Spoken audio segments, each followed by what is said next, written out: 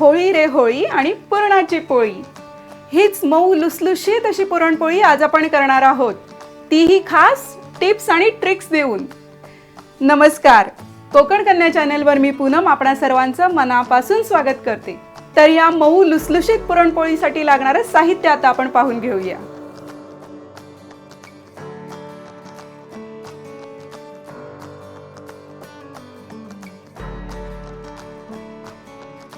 आता मिक्सरच्या पॉटमध्ये आपण 1 कप मैदा घ्यायचा आहे. त्यात घालायचं आहे अर्धा चमचा मीठ आणि पाव चमचा हळद.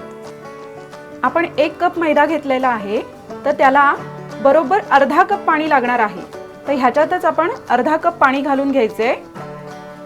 आता हे आपण मिक्सरला चांगलं फिरवून घेणार आहोत, पण मिक्सरवर लोड येऊ नये म्हणून चालू बंद असं करत चांगलं मिक्स करून घ्यायचे.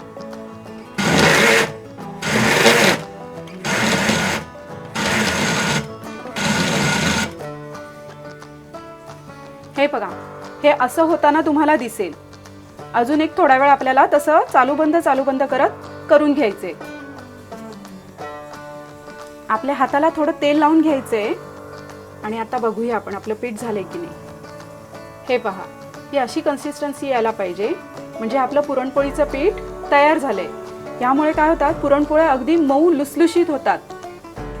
एका भांड्यात 4 ते 5 मोठे चमचे तेल घ्यायचे आणि जे आपण मिक्सरमधून पीठ काढलं ते घालून ठेवायचं आहे.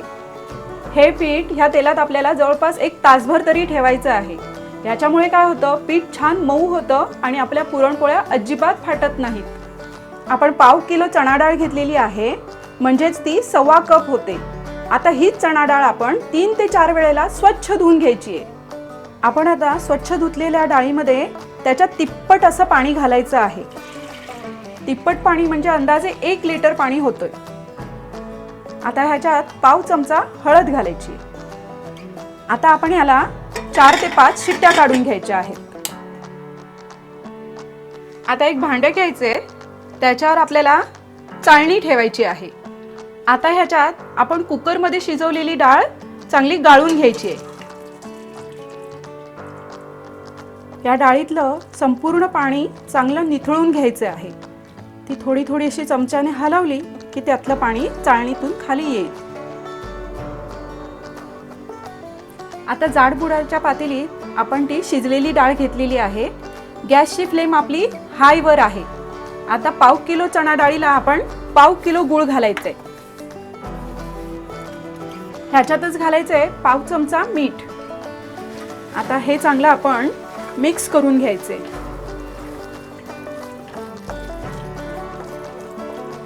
गॅसची फ्लेम आपली हायच आहे. गूळ आपला पातळ व्हायला लागलेला आहे. हे सतत हलवत राहायचे. हे आपलं पुरण आता शिजत आलेलं आहे. गूळ आणि डाळ छान मिक्स झालेलं आहे. आपलं पुरण कसं झालंय हे कसं ओळखावं, तर जो आपण चमचा घेतलाय तो पुरणामध्ये घातल्यावर तो असा सरळ उभा राहिला पाहिजे, म्हणजे आपलं पुरण छान झालेलं आहे. आता ह्याच्यात आपण वेलची पावडर घालणार आहोत.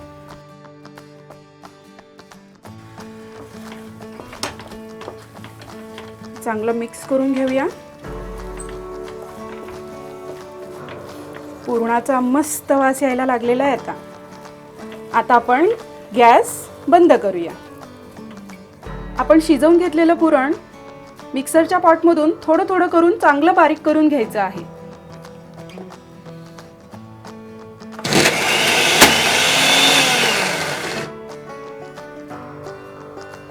आपलं पुरण अगदी छान बारीक झालेलं आहे. आता हे आपण काढून घेऊया. अशाच तऱ्हेने आपण सगळं पुरण चांगलं वाटून घ्यायचंय. मैद्याच्या पिठाचा एक मध्यम आकाराच्या पेढ्या एवढा आपण गोळा घ्यायचा आहे. ह्या गोळ्याला जरा चपट करून त्याला एका बाजूने तांदळाचं पीठ लावून घ्यायचे. आता आपण पुरण घ्यायचे. पुरणाचा मुठभर येईल असा गोळा, किंवा आपण लाडू करताना जेवढा घेऊ तेवढा गोळा घ्यायचे. असा थोडासा लांबट असा गोळा करून घ्यायचे. आता आपण पिठात ठेवलेला मैद्याचा गोळा घ्यायचे. त्यात आपण पुरणाचा गोळा केलाय तो घालायचे. आता हळूहळू हे पुरण पीठ वरती आणायचं आणि पुरण त्यात दाबायचं, असं हळूहळू करत घ्यायचे.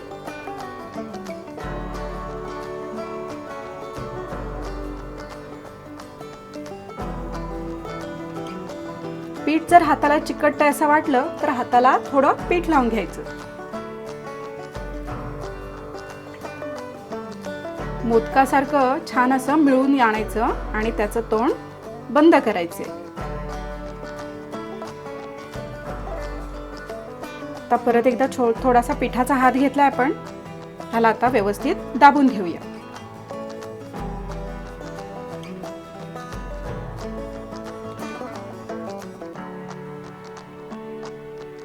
पोळपाटावर तांदळाची पिठी भुरभुरवून घ्यायची आहे.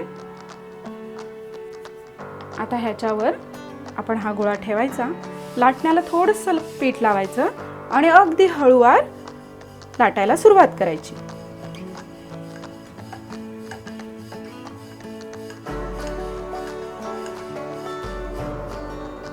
मध्ये मध्ये पोळपाट असा हलवायचा, म्हणजे ते चिकटलं तर नाही ना हे आपल्याला कळतं. आपण पीठ वरती थोडंसं भुरभुरून घेऊया.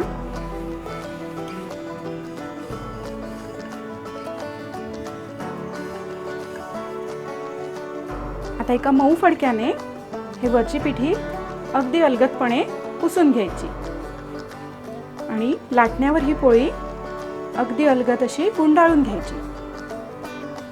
गुंडाळताना शक्य होईल तेवढं पीठ पुसून घ्यायचं.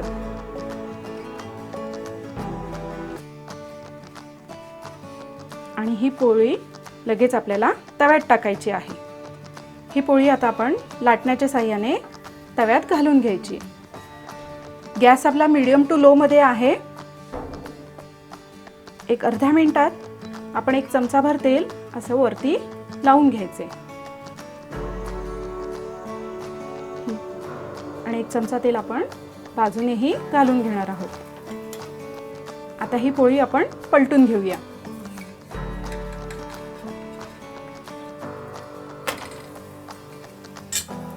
वरूनही त्याला छान तेल लावून घेऊया.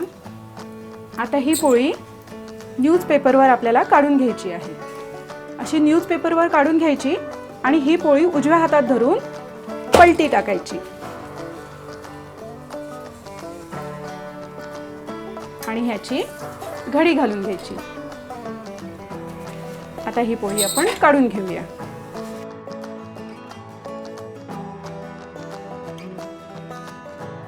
आपण घेतलेल्या साहित्याप्रमाणे 7 ते 8 पुरणपोळ्या अगदी सहज होतात.